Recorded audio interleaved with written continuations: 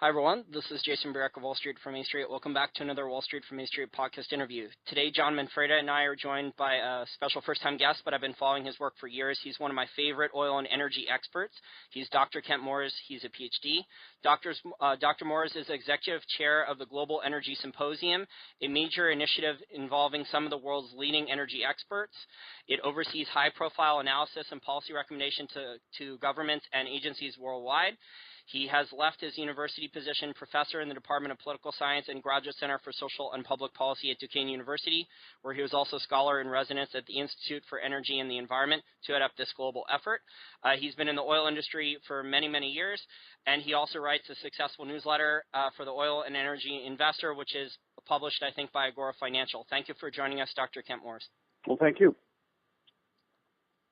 Okay. The first question I wanted to get into was the oil market. Ever since June, the market's really taken a dive from $97 to the current price. I believe it's like $50. Why do you think it dropped so far so fast, or so low so fast? There are a couple of reasons for that. One is we've had a lingering oversupply for some time, which has intensified. Traders have been eyeing it.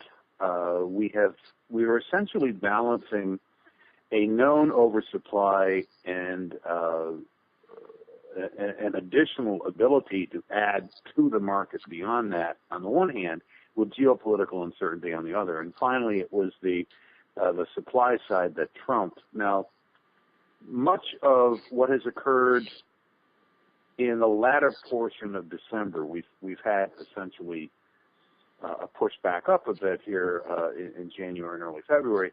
But most of what occurred toward the end of last year was an overreaction by traders. And one of the things we're going to see in the market over the next 2 quarters is a balancing of expectations and reality. We will see a decline in production in the United States.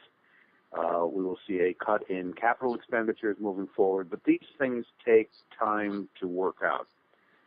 So we're in a situation right now where the waves of volatility in the oil sector are high, and they're probably going to remain there for some time. Yeah, Dr. Morse, it seems that a lot of the OPEC countries, basically everyone except for Saudi Arabia, really can't make much of any money at these prices. Now, maybe, a smart, prudent firm, whether they had debt or not, a United States oil producer, maybe they hedged their oil production at a much higher price. But, a lot of these oil production firms, no one saw the prices declining and having this much of a rapid correction. A lot of the other, your analysis and a lot of other oil energy experts I saw maybe thought the oil price would drop a little bit. I know I follow Robert Rapier's work, and he thought the oil price would drop in 2014, but he didn't expect it to drop nearly as much. Absolutely. I mean, if someone tells you today that they thought it was going to drop 60% in a period of less than 5 months, then they're blowing some smoke. All of us saw that there was a retrenchment coming. No one could foresee that it was going to be this high.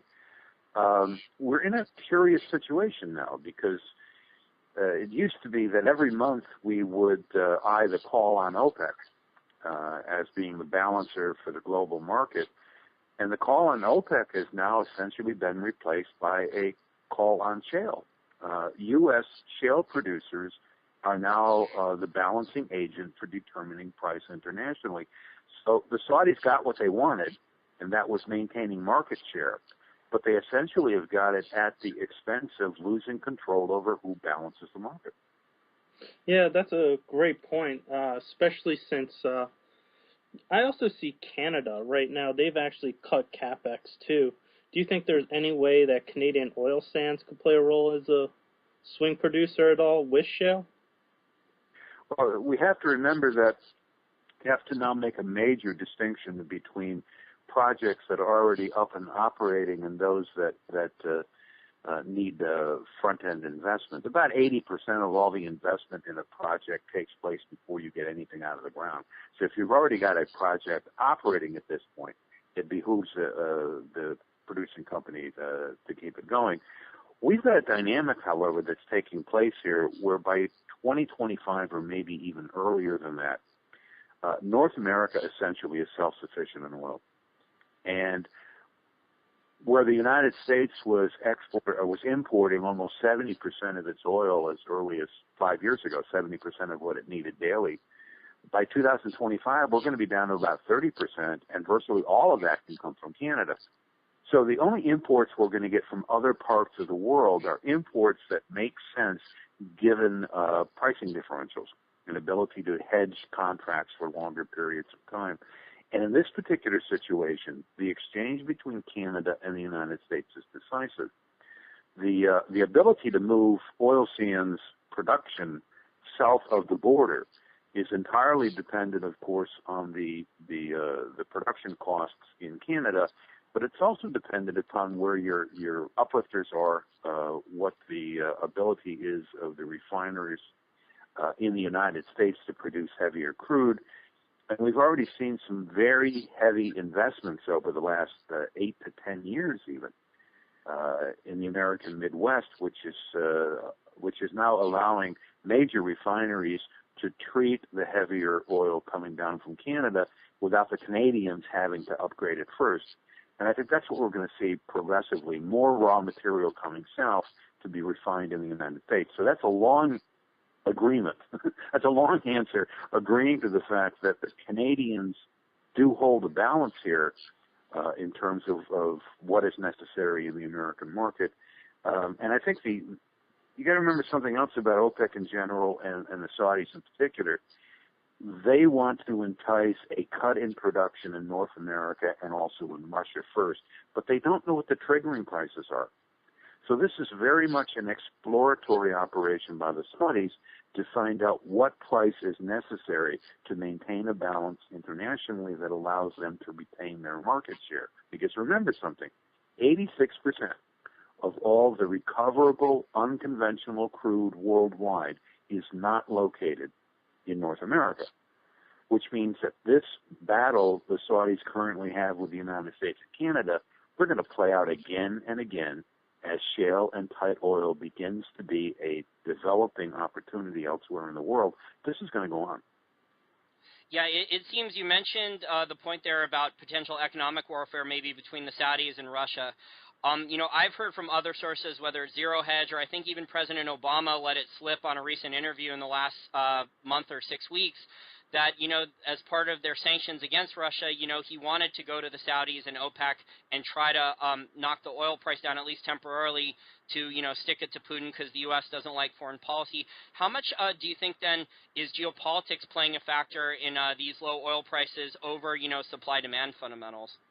Well, I think there's always a geopolitical factor, and here with the rising acrimony between the West and Russia, that geopolitical factor is intensifying. The battle here is Asia, where all of the global demand is really going to be concentrating through 2035. And here the Saudis specifically, and OPEC in general, have a rising competitor from the Russians. Russia has finished the ESPO pipeline from East Siberia to the Pacific Ocean. It's providing a better quality of crude than what's available in general Saudi export crude, and they're beginning to provide it to Asia at a discount price. The Asian premium that everybody was used to, and that is that an Asian end user would need to pay more for the same amount of crude being delivered than an end user in either the United States or Europe, was beginning to abate because of this new Russian flow. So a real competition, immediate competition in terms of market share existed between the Saudis and the Russians. So what the Saudis did was they first cut their prices to Asia. Then they had OPEC maintain production to put immense pressure on the Russians, whose central budget really this year needed a crude oil export price of between $80 and $85 a barrel, which they're not going to be getting. And we're already seeing a cut in the Russian exports into Asia, and we're beginning to see, because of that and the Western sanctions, some pressure being placed on maintaining production in traditional Western Siberian fields.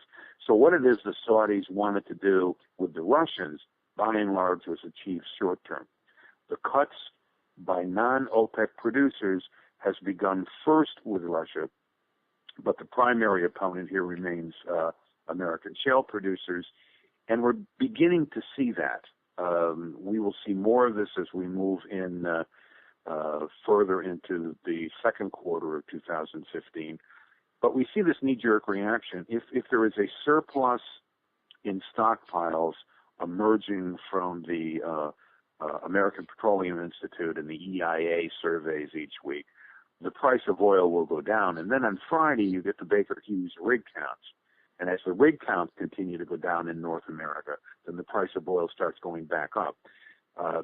Traders are looking at very immediate indicators here to try to determine what the overall production level is in North America. And really so are the Saudis, because there's really no track record on playing this kind of geopolitical game.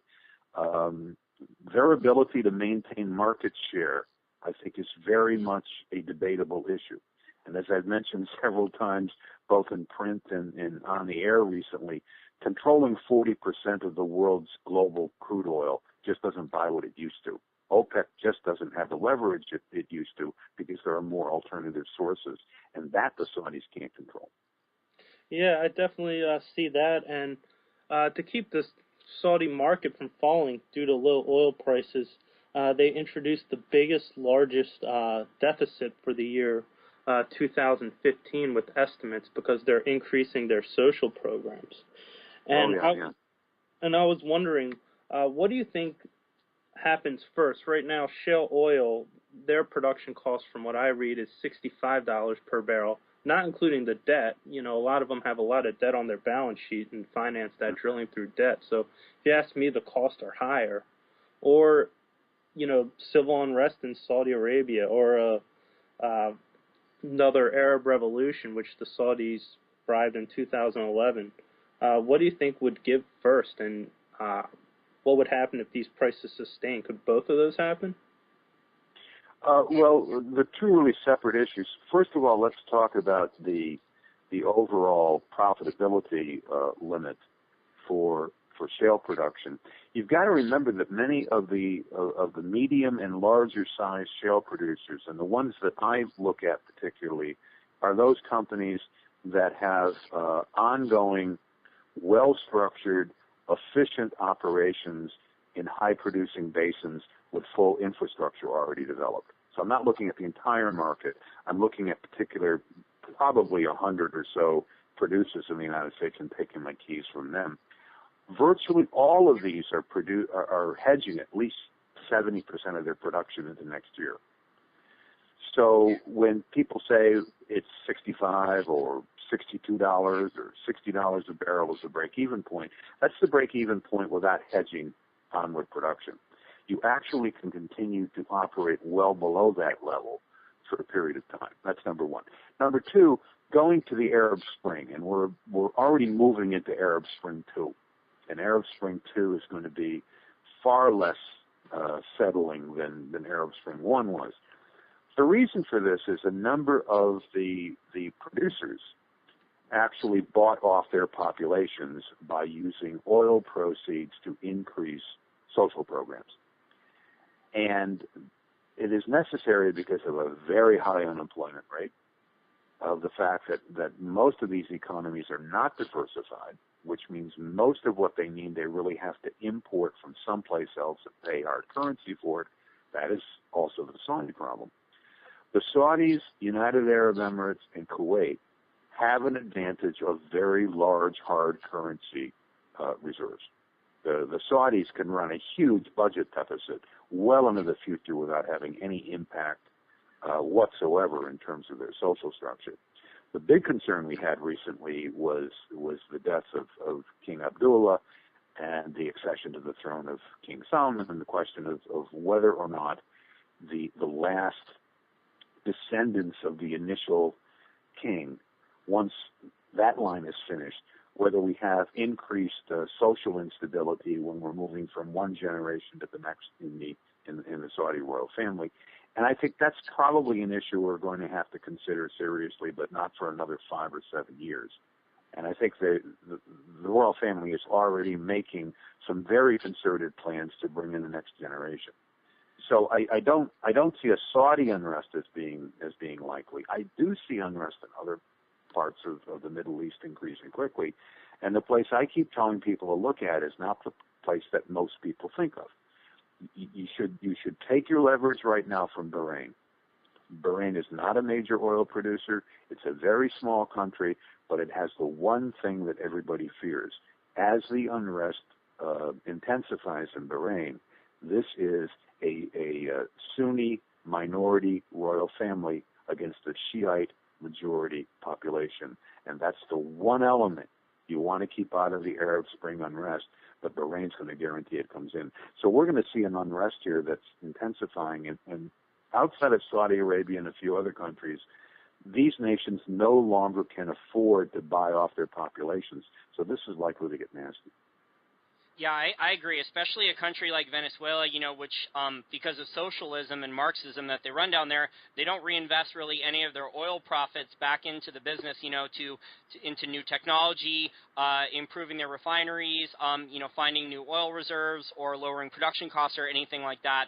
So, I think Venezuela, they're basically defaulting on their bonds now, or they're very close to doing it.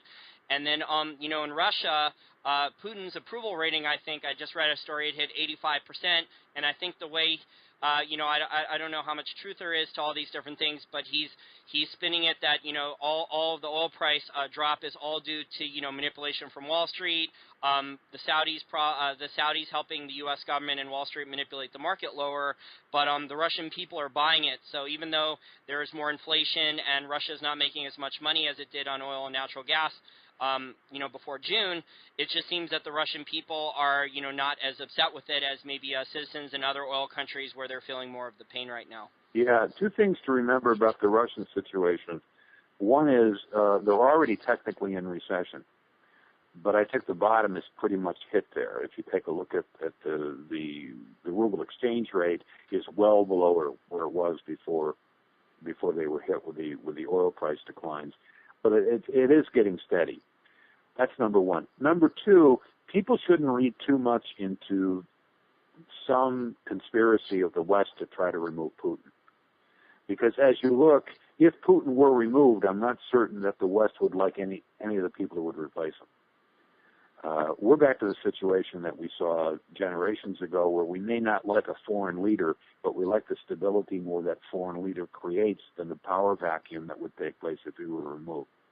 So we have to be very careful diplomatically to try to walk that bridge between disliking current policy and letting Putin know about it, but on the other hand, recognizing that having the guy in office may be the lesser of several evils. And sorry to interrupt you. And about Venezuela, what do you think the probability is then that their oil production could drastically decline or come offline in the near future? As they're having enormous currency problems there. There's just shortages with toilet paper and rice and electricity and things and beans and things like that. Do you think it's a high probability event then that their oil production could potentially come off, most or all of it could come offline in the near future, and then maybe the U.S. government or the Chinese government goes in there and tries to put in a new regime? Well, it's you're actually dealing with two questions here. Venezuela is where I was going to go next. The Venezuelan situation is dire and getting worse. Venezuela is one of the three OPEC nations, Nigeria and Iran being the other two, that need an average price, international price of crude well above $110 a barrel to have any chance whatsoever of balancing an atrocious budget, and they're not going to get it. So the economic situation is worsening. Several years ago, it was so bad that PDVSA, the national oil company, was required to spend portions of their profits, much of which comes from Citgo, the Citgo network in the United States, but to spend a portion of their profits importing food into Venezuela. The national oil company was required to import things that they know nothing about because the structure had already collapsed in the country. The banks have collapsed. You're quite right in saying that they're nearing and in some cases effectively have already defaulted on their sovereign debt. And this is getting worse. We're getting riots in the streets. We're getting an unraveling of the social fabric. And this is going to be very difficult. Now, they've got a tremendous amount of oil reserves. They have one of the largest oil reserves in the world, but this is Orinoco Basin heavy oil. And when the government kicked out the main Western oil companies several years ago, their idea was they were going to bring in the Russians, they were going to bring in the Chinese. They even set up a multinational Russian, Chinese, Iranian, Venezuelan bank to subsidize this. The problem is the technology really isn't available to develop this heavy oil anywhere other than really in the United States. This is why when Exxon and Rosneft, the state-run oil company in Russia, set up their joint venture, one of the primary things Rosneft wanted to get out of this was a minority position in several dozen Western Exxon projects. Every single one of those are heavy oil projects. They need access to the technology, primarily because they need the heavy oil technology to resurrect domestic production in Russia as well as elsewhere. But we've got a situation here where the people who were brought in to replace the Western companies simply can't do what is necessary. So yes, you're going to get a production shortfall here merely because the technology base isn't sufficient. Now, it's a big jump from that to say, okay, maybe the Chinese and the United States may want to change regimes. The regime isn't the issue here. The economic situation has collapsed. So it doesn't really make any difference who it is that's overseeing a collapsed economy. It's still a collapsed economy. And the Chinese are more interested right now in getting a return on the immense amount of money they've loaned to Venezuela than they are in any political changes. It's interesting. Beijing has now become more accountable and predictable in terms of international fiduciary standards than they ever were before. They're now a genuine player, and they need a return on their investments. Okay. I was wondering, I actually just wanted to switch topics real quickly about the drillers. One thing I heard about from listening with the conference calls from Halliburton, Precision Drilling, and other ones is that right now there's a serious talks about lowering prices for the oil producers right now because it's a very struggling time. How much effect do you think, or how much lower will the prices be? Will the drillers have to lower it for producers, in your opinion? Well, it depends on the basin, number one, and it depends on the range of services. Halliburton and Schlumberger, Schlumberger has entered into this huge deal with Eurasian drilling in Russia, and Halliburton, of course, is merging with Baker Hughes. So we're seeing these further consolidations, and these have been going on for years, where the big boys want to become a one-stop shopping outlet. Everything you need for field development, from initial geological seismic surveys down through well completions, you're going to get from the same provider.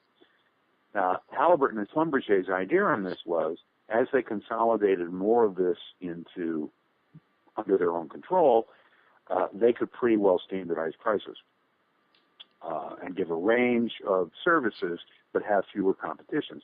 It was even to the point where Halliburton especially, but also Schlumberger, were acquiring companies that produced drilling equipment.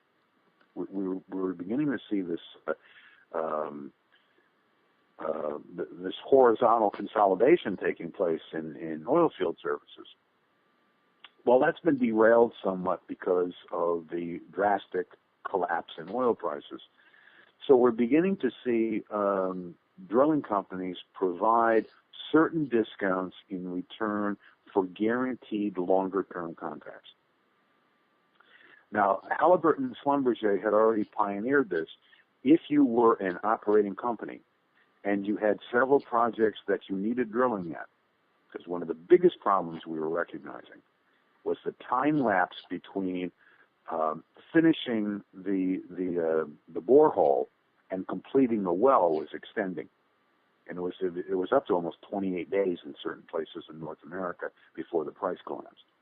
And what that simply means is there was insufficient oil field service equipment available, and it was causing operators to lose profits. So the big boys were saying, okay, we will give you a designated team that will follow your operations from one field to another. In return, you have to sign a contract. The contract requires you pay a premium. But the advantage was the company had their services, and the Halliburtons and Schlumbergers of the world knew where their teams were going for a longer period of time. That only worked when the market was commanding a higher price. That now doesn't work. And so as a result, Halliburton and Schlumberger have a rising number of teams, that field teams that no longer have anything to do. We're seeing unemployment. We're seeing mothballing of equipment. We're even seeing a slowing in the M&A cycles where they're acquiring other companies.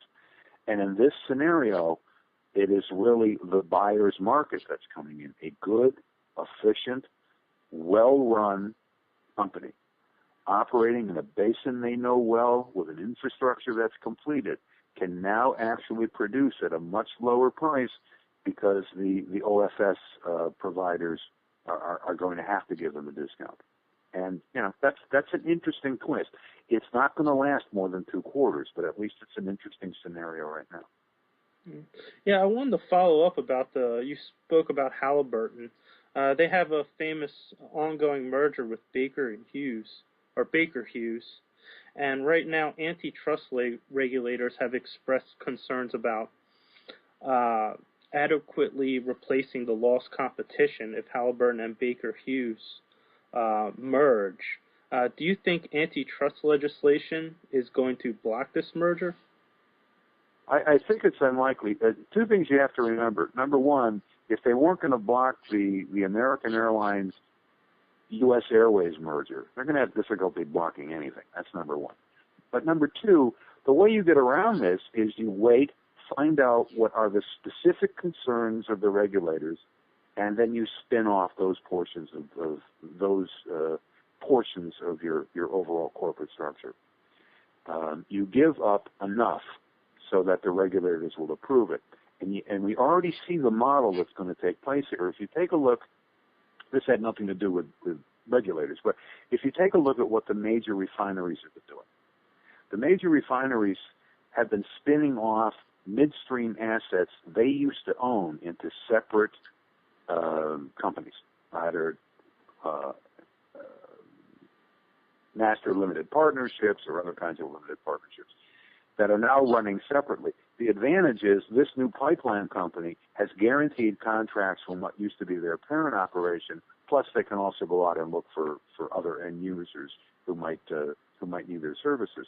We're going to see the same sort of thing here. We've seen it in other parts of the world. This is the way, for example, that these huge holdings were assembled in the former Soviet Union, where technically you have 80 separate companies, but if you take a look at what's actually happening, these companies have guaranteed contracts with each other, and even though they may be independent, they're operating just about as one unit.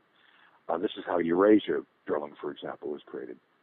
We're going to see the same thing here, so that Halliburton may spin off enough companies so it looks like competition. But in point of fact, those companies are still going to be dependent upon Halliburton contracts, so in point of fact, Halliburton still controls the show.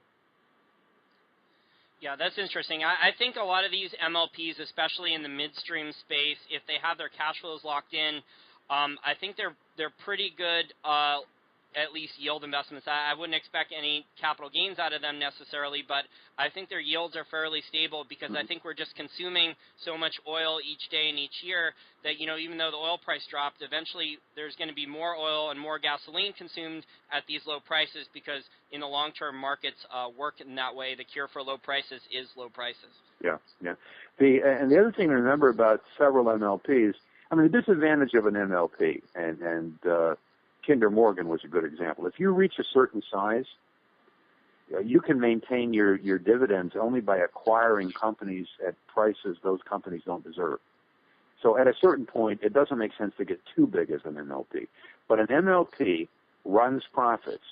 If an operating company has to move its volume from point A to point B, or it has to store its volume between point A and point B. If you take a look at the natural gas side of it, we've got huge stretches of natural gas pipelines in the United States where the primary capital expenditure right now is to put loops in existing pipelines.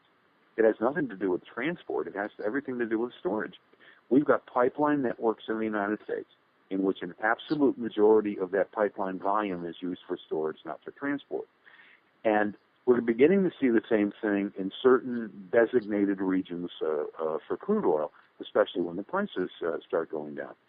What we're seeing is that new MLPs, I call them MLP clones, there's these new structures that are being set up in which pivotal assets in various segments of the midstream process are being cherry-picked and put into new holdings. These are the areas where profit can be maximized almost regardless of what the overall market looks like. The only caveat here is if you have an absolute collapse in market demand, then the MLPs go under. But short of demand collapsing, having an increase or a glut on the supply side is less important here. You can still maintain profit. So we're going to see limited partnerships, especially in midstreams, becoming more and more acutely aware of what are the better asset acquisitions rather than simply acquisitions in bulk. Yeah, the MLP IPO market has just been really popular, like you said. I think Royal Dutch Shell and some of these other larger companies, which, had missed it, had not really done anything or participated in it. We've seen refiners spin off assets or pipelines they own connecting to their refineries into MLPs. So I think that's been a hot market trend. I actually covered MLPs a couple of years ago when I was working at a larger firm. I think it's a good source. I'd much rather, Ken, I don't know about you, but I'd much rather own an MLP midstream business that generates cash flow that way, and maybe they can, have pricing power or grow their business and grow revenues and maybe run their business efficiently than owning, sovereign market bonds or certain types of corporate bonds. I think MLPs are a really good yield substitute, an income substitute instead of, bonds, especially from a lot of these countries, because I just don't like the finances of many of these countries right now. Right. We're a few years away from having an interesting new development as well. We're going to have some MLP clone holdings that cross borders. And when that happens, we're going to see a whole new, this is a double-edged sword, we're going to see a whole new generation of middle paper being created to be able to equate the assets to the debt that's being generated. There's a lot of interest on this now in the city in London, where people are priming for this. That's very interesting, but the market, because there's so many investors out there who want yield, that seems the market will be receptive to new types of income and yield investments. Yeah, I mean, if you can end up using an asset class as a way of strengthening one's debt, you've got an interesting place there to introduce some new paper. Yeah. Now, my next question, Dr. Moores, has to do with deep water. At these prices, the majority of world's deep water offshore oil doesn't seem economic at all unless they hedge their oil production. Petrobras, their financials just seem really bad right now. They haven't gotten their production to any of the levels. There's been capex overruns. We've seen, the deep water offshore players like Transocean and Seadrill, get pretty hammered and start to shut down rigs and things like that and lower their prices also just to get any business. It seems to me that for the long term in the oil market, for any type of supply growth, outside of the U.S. shale oil production, the majority of the world's oil production growth is going to come from deep water, either offshore in Brazil or South America, or in Asia, or in Africa, Western or Eastern Africa. Do you think deep water can survive low oil prices for another 6 months or 12 months, or are we going to see a lot of bankruptcies here in the deep water space? Well, I think it's premature to talk about bankruptcies there, but you're quite correct. There was an international report that came out a couple of years ago that estimated in traditional crude, just forgetting about shale and pipe, just traditional crude, upwards to 70% of the available elephants, very large fields, yet undiscovered, are deep water. I mean, the preponderance of opinion was that in traditional oil, the primary huge fields yet to be discovered are deep water. So it's been known for some time. The other thing to remember is that it is far more expensive from the standpoint of capital expenditures to actually develop a deep water field. On the other hand, once you develop it, you get a much higher spike much more quickly. In other words, your production curve accelerates far more quickly offshore than it does onshore. What that means is you're going to get a return on your investment quicker. So if you talk to petroleum economists these days, they're not simply talking about what's the cutoff on what's profitable and what isn't. They're talking about what is the spread in terms of the profitability. And there it depends not merely on what you get at the market versus what it is it costs you to bring it up. It's also what's the volume, what's the range, what is the reservoir penetration. There's a number of other things that are going on here. There's always going to be a place for offshore. And the big advantage is if you take a look at the Gulf of Mexico. I mean, the Gulf of Mexico has several zones, and you're really out there before you get to deep water. If you take a look at what's occurring in the shallower confines of the Gulf, the pricing range there is still palatable, given where oil is today. So we're not seeing a great cut in close and shallow production. We're not even seeing a cut yet in deep water production. We are seeing a rethinking of launching new multi-year projects, but that's essentially where your cuts are going to come first. So there's still a place there, and you got to remember that the essential price of crude is determined in places other than North America and Western Europe. And I keep going back to Asia. The offshore deep water options in Asia are far more palatable because the price that can be commanded in the Asian market is far higher. And we're already seeing some of the companies. I mean, Diamond Offshore, for example, moved from the Gulf to off of Egypt when the United States was making additional leases less likely several years ago. We're now seeing companies like Diamond Offshore moving to Asia. And we're going to see more of that in the future because that's essentially where domestic production in Asia is going to be an even hotter commodity than importing energy into what is really the next huge demand cycle. Speaking of offshore or deep water drilling, BP is heavily invested in it. And right now there's a rumor of Exxon buying out BP. My question is sort of two-part. What's BP's viability during this downtrend? And do you expect Exxon to buy out BP? My answer is, the first one is, I don't see any real wall coming up for BP in the foreseeable future. Although I'll be with their chief economist in a couple of weeks, so I might get a better view at that point. The other thing is Exxon would have to, I was about to say they'd have to be insane. It is not in Exxon's interest to become that large. And there really is too much of a downside in terms, forget about the suits, forget about the Gulf of Mexico disaster. BP has too many projects spread in too many places. If you acquire it, you acquire a lot of inefficiency. This is a company that literally takes scripture literally. Its left hand doesn't know what its right hand is doing. It's got cost overages. It's got duplications where it doesn't need it, and it's got projects that just a lot of sunk costs. The projects just aren't performing as well as they should. There's a lot of excess baggage just below the surface in BP, and if I were advising Exxon, I'd say you're big enough already. There's no point in acquiring a company that's going to create as many problems, I think, as profit potential.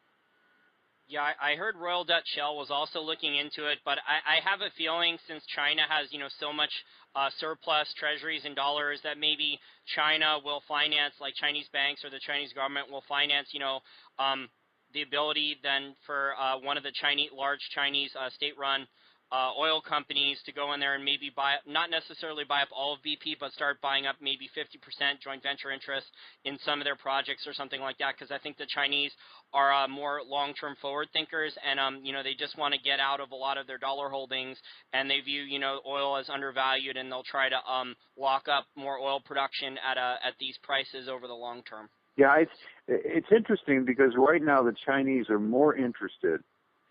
They're still acquiring operators, operating companies. But if you notice what they've done, several years ago they were gobbling up every Kazakh and Canadian company they could get their hands on.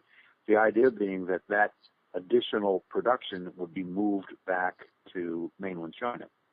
And while they're still interested in that, the new phase in what China is doing is they've learned that Chinese money can control the export flow from given countries. Ecuador is the smallest OPEC producer. China now controls Ecuador's oil exports. And they control Ecuador's oil exports because they've given so many loans to the central government and to Petroecuador, the state company, that the government can only pay back those loans by paying it back with oil export proceeds. So the Chinese have become far more sophisticated. A good deal of that oil still goes north from Ecuador. China's less concerned right now about getting that oil back to China as it is in getting the oil proceeds back to China. That will allow them to be a bit more selective. They may well be able to nibble at the edges of a BP. But remember when BP was giving up its assets, was selling its assets in anticipation that it had to set up a war chest moving into these litigations in Houston. The Chinese weren't that interested in them because BP had some assets the Chinese would be interested in, but those were offshore Vietnamese assets, and those were quickly gobbled up by the Russians because it's a Russian-Vietnamese joint venture that's essentially been operating there for years. And once that took place, there just wasn't anything else on the selling list that the Chinese were that interested in. They're getting more sophisticated, and they're getting more selective on what it is they acquire. What they need is technology. And so we're going to see more Chinese moves into global projects that will introduce them to the technology they need. Remember, they've got more extractable shale gas and shale oil than anyone else in the world.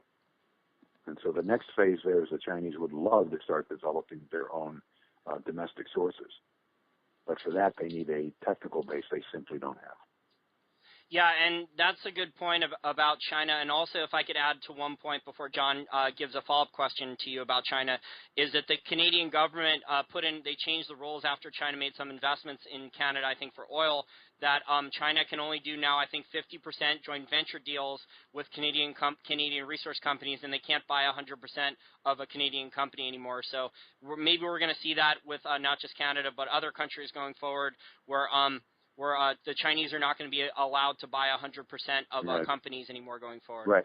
I mean, Kazakhstan had to put their foot down even earlier. This was a couple of years ago, where the Majlis, the legislature in Kazakhstan, I mean, one day they realized they really didn't know how much China owned in the hydrocarbon sector in Kazakhstan. So what they've done is they've set up very strict limitations on what the Chinese can own, what the holding companies look like. And the Kazakhs were first doing this, and they were the best at it. They now won't let you come in. Any foreign company cannot come in unless they can guarantee certain percentages of highly skilled jobs will be held by Kazakhs after 3 years, 5 years, 10 years. And companies would say, well, you don't have any specialists. There's no Kazakhs we can hire. And the Kazakh government would smile and say, train them. So now you have Chinese companies that have to import Western specialists to train Kazakh individuals working at their fields in Kazakhstan before the Chinese are allowed to purchase anything more. So there are limitations, very detailed limitations, that are being set up to prevent the Chinese from simply going in and regarding it as a fire sale. Yeah, speaking of China, I've actually read something on Reuters and Bloomberg that they're actually considering a merging of all three of their national companies. Do you see that happening in the future, or not yet, but it's only a matter of time? What do you see? What do you think about that possibility? Well, there's an advantage and a disadvantage. This isn't the first time they've kicked this around, by the way. What you will see and what you're already seeing, and you can see this in terms of, take a look at where the principal top executives at PetroChina moved to. You're essentially having that consolidation on the ministerial level, which is really where it ought to be. Because the other side of that coin is you do need to have specialized providers. Just having a big holding isn't good enough, and it doesn't automatically mean you're going to increase your efficiency merely because your upstream, midstream, and downstream activities are under the same corporate rubric. Take a look at Sinopec, for example. Sinopec now essentially operates under two companies. One is becoming more primarily a domestic petrochemical provider, and the other is the company that's actually going out and acquiring holdings in foreign operations. And even though they're under the same overall structure, you really have very separate functions that are taking place there. And the Chinese realize this. There is an advantage in keeping those functions separate. Once you combine them, you're going to decrease efficiency and you're going to increase capital outflow, which is not really. Now, they got plenty of hard currency reserves, but there's no point in wasting them. So I think we're going to see on the policy side, on the ministerial management side, you're going to see a consolidation. But in terms of the actual companies, those companies are going to remain separate. And remember, by remaining separate, they each have their own, equity generation capability, both in Shanghai and in Hong Kong, and in Singapore, for that matter. I have two more questions, Dr. Moores, before I'll let you go. I really enjoyed this conversation, though, and hopefully we can do this again sometime in the near future. But my last two questions, and I'll ask the first one now, is how much longer, in your opinion, do you think oil prices are sustainable at these levels, before we start seeing a lot of supply shut off or bankruptcies or things like that? Well, that remains to be seen. If we are still at a $50 to mid-$50 per barrel level 6 months from now, we're going to see a rapid increase in mergers and acquisitions, and we're going to see some bankruptcies. Now, I'll give you an indication. This is already happening, and it's one of the things that in my investment services, we just moved in and out of 3 very small companies in a matter of 4 days, where they spiked in anticipation they were going to be acquired, and they sank when they weren't. But take a look at Lucas Energy, for example. Lucas Energy has some of the best prospects in the Eagle Ford, the Austin Chalk, and the Buddha Formation of just about any company, but they don't have the money to be able to develop them.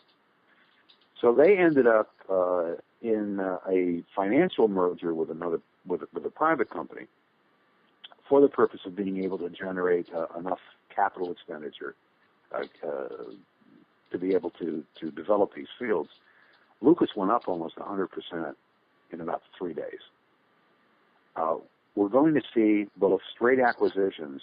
We're also going to see strategic financial mergers that will allow smaller companies that already have the assets to be able to develop the assets. Now, the longer we go on with this subdued price, the more we're going to see the M&A market intensify. Those companies that can't make it are going to be bankrupt, but those that have assets that are worth saving are going to be the ones that will be the attractive targets, and they'll be acquired before the bankruptcy takes place. So yeah, we're going to see it's creative destruction. We see this all the time when a market constricts this way, and we're going to see that take place as well in the U.S. Yeah, I mean, low prices are the cure for low prices, and demand is going to the lower the oil prices stay, especially with summer driving season not that far away. The demand is going to start coming back if oil prices stay this cheap. Oh, yeah. The demand's not going to be tapering off. So I would be very surprised, Dr. Moores, if we see the oil prices stay this low for another 12 months or 18 months. I think it's not going to happen. It absolutely will not happen. There isn't anyone I know who is of the opinion that the price won't be back to someplace between 75 and 82 within a year. I think there's one Citibank analyst for oil saying oil is going to go to 30 or something. It's going to be a W-shaped recovery. It may go up for temporarily and then crash again. But I disagree with his analysis, and I agree with yours. Yeah, I dealt with that. I dealt with that nice fellow, I think, in one of my analysis last week. So. Yeah, I think we have to have prices between $65 to $90 a barrel, somewhere in that range, or the market's not sustainable for the producers. There's just going to be countries with civil unrest, either Venezuela or stuff, where a lot of production can come offline, and there could be bankruptcies for a lot of these shale oil producers once those hedge books expire, because they just have they've used a lot of debt financing, which in the oil industry you're not really supposed to do, but they've done it anyway to drill. Yeah. Oh, keep in mind one other connection here that is of interest. If domestic prices remain subdued, we're going to see an expansion of the pain. A lot of these oil companies that are heavily indebted, especially the smaller oil companies in the United States, are translated heavily into investments into ETFs. So we're seeing exchange traded funds that are now becoming vulnerable because of the heavy debt encumbrance of smaller oil companies. Remember, over 80% of what it is you need to run an oil field, you have to invest before anything comes out of the ground. So this is front-loaded investment, and for that, many companies need expanded debt. So we're going to see some bond difficulties moving forward, especially in high-risk bonds, if these prices remain subdued. Yeah, one shell company's already gone bankrupt, so I don't see how much it can be persisted, especially with a lot of high cost and debt. But my last question is in terms of investing in the oil patch right now, or the oil industry, what sectors do you favor the most, whether it's drilling, deep water producers, midstream, downstream? What do you like the most? Well, you have to be very selective. I still have a list of companies that are on the small end. I mean, some of these are small caps, some of these are micro caps, but they own incredibly attractive assets. They tend to be magnets for money from other locations. And those companies I move in and out of our portfolios, the investment portfolios I advise as the situation warrants. There's still very good opportunity there. You have to start now comparing the relative costs of bringing production in across basins. Permian Basin is still tremendously attractive from the oil standpoint. The Eagle Ford is attractive, although it's deep, and so it's more expensive to drill, and you need horizontal fracking to do it.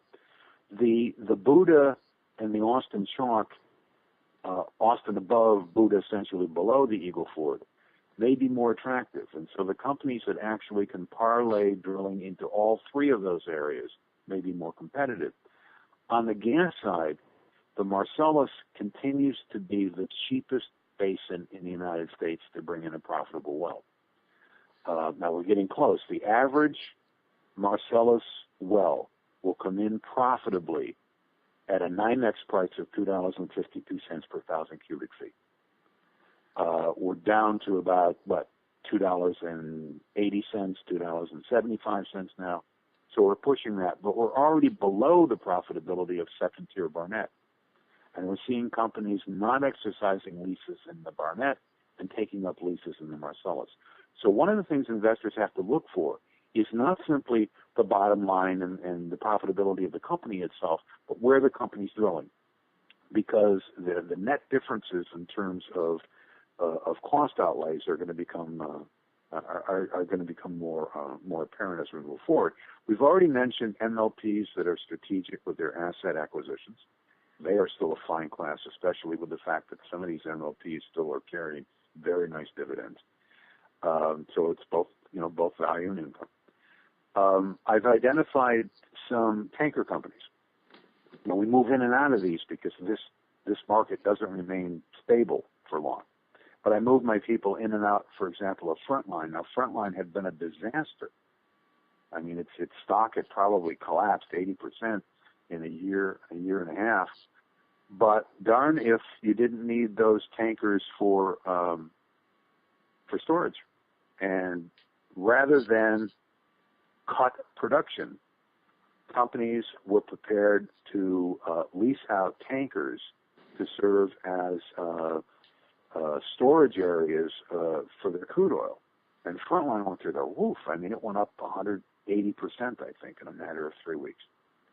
Now, you got to be careful with these. You got to go in and out. These are not investments you make and then expect the returns to pay for your grandson's college education. I mean, you got to get in and out of these.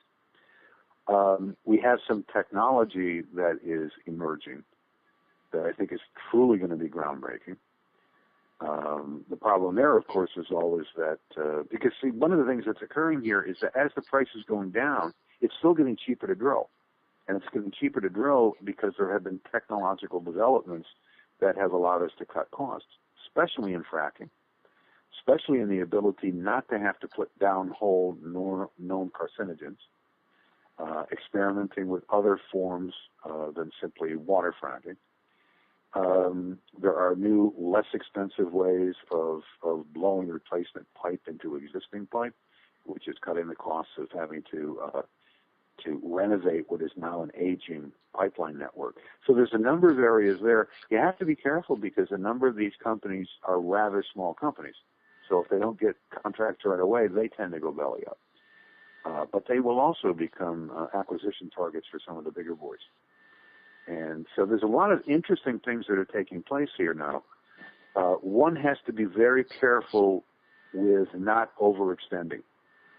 And there are certain areas. Propane is going to become another major area for investment because the propane supply is once again a problem, especially in New England. And there are only a certain number of companies that can fill that. We're going to see a rise in the export of American crude. Congress will start loosening up those strictures. We're seeing condensate out of the United States already, but we're going to see other grades of crude moving. That's going to put a premium on certain companies, and we're already the number one world provider with oil product exports, and that tends to benefit some refineries better than others. Those refineries that can hedge the American domestic market against markets elsewhere in the world that command higher prices. So there are a number of range of options here, but this is a very volatile period, which means that anyone's investment portfolio has to be reevaluated and reevaluated carefully. What I do with my people all the time, and it's what investors ought to do regardless of what they're in. I require that all my investors have a series of trailing stops. And the trailing stops simply indicate that to 20 or 25 or 30%, you automatically sell if that stock declines, say, 30% from the highest level since you've held it. And if a stock spikes right away, such as these three small ones we went in and out of this week, they go up 50, 70, 80%. If they go down 30%, you still pull out with a 40 or 50% profit. That's probably the least dangerous thing to do in such a volatile energy market. And, of course, if it goes up triple digits, you simply sell half of it, and it means that the rest of what you're floating, you're actually playing with somebody else's money. But you got to take these sorts of narrow views in this environment. This is hardly going to be a rising tide raises all boats.